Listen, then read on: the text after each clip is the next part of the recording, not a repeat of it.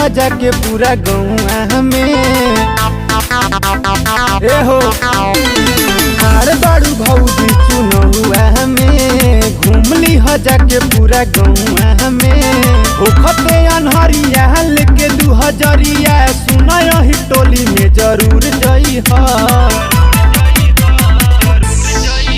जाके यादव जी के आगा निहुर जई ह जाके यादव जी के आगा निहुर जई हा जाके यादव जी के आगा निहुर जई हा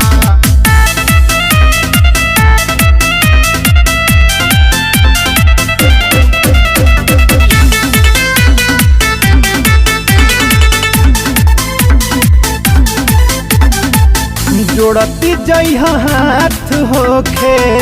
बड़े चाहे छोट हो नोट पर खरीद ली हा टोला भर के वोट हो ए भौजी जोड़ती जई हाथ होखे बड़े चाहे छोट हो आ नोट पर खरीद ली हा टोला भर के वोट हो केहू प्यार से बोलाई तो दौड़ जई हो जाके यादव जी के आगा निहुर जई हो जाके यादव जी के आगा निहुर जई हा जाके यादव जी के आगा निहुर जई हा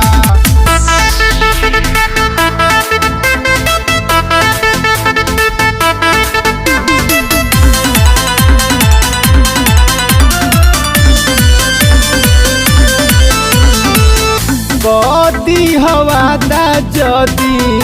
मैं जीत जाऊंगी गाँव